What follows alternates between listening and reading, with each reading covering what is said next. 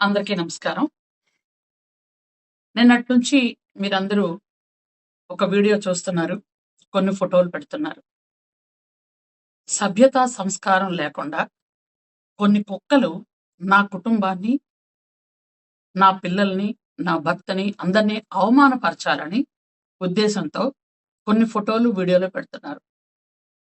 నేను ఈ కుక్కల్ని పట్టించుకోవటం ఎందుకులే అని 2 రోజుల నుంచి దానికి సమాధానం చెప్పకూడదు అనుకున్నాను. కానీ నన్ను అభిమానించే వాళ్ళు కొంతమంది అసలు విషయం ఏంటో తెలియక కంగారు పడుతున్నారు. అందుకనే ఈ వివరణ నేను ఇస్తున్నాను.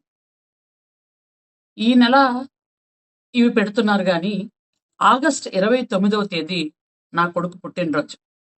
ఆ రోజు నా ఇంట్లో విజయవాడలో నా కొడుకు నేను పార్టీ చేసుకున్నాం. నా కుటుంబం, నా పిల్లలు, నా భర్త మొత్తం అందరం కలిపి భోజనాలు చేసుకున్నాం. పిల్లలు డాన్సులు చేసుకున్నారు. 29వ తేదీ ఆగస్టు విజయవాడ నా ఇంట్లో జరిగింది అది. తర్వాత 31వ తేదీన మేము తిరుపతి కొండ నడుచుకుంటూ ఎక్కాం. 1వ తేదీ ఉదయం తిరుపతిలో దర్శనం అయింది మాకు. ఆ రోజు రాత్రి మళ్ళీ విజయవాడ వరదల కారణంగా నారా చంద్రబాబు నాయుడు గారు పూర్తిగా కలెక్టరేట్లో ఉండిపోతున్నారని నైటే నేను ఇక్కడికి వచ్చేసాను. అయితే తిరుపతిలో నేను పద్మావతి గెస్ట్ హౌస్లో ఉన్న అసలు సందర్భాలే లేవు.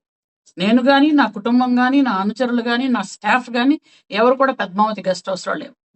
అయినా ఒక అమ్మవారిని కొలిసే వ్యక్తిగా, ముత్యాలమ్మ తల్లి జాతరను జరిపించే వంశంలో పుట్టిన ఆడబిడ్డగా నేను చెప్తున్నాను, తిరుపతిలో అలాంటి పిచ్చి పనులు, పనికిమాలిన పనులు ఎవరు చేస్తారో మీ అందరికీ తెలుసు.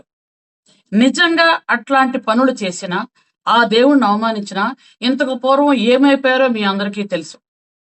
నేను అమ్మవారిని కొలిసే వ్యక్తిగా, ఆ గోవింద నామాలు జపించే వ్యక్తిగా చెప్తున్నాను.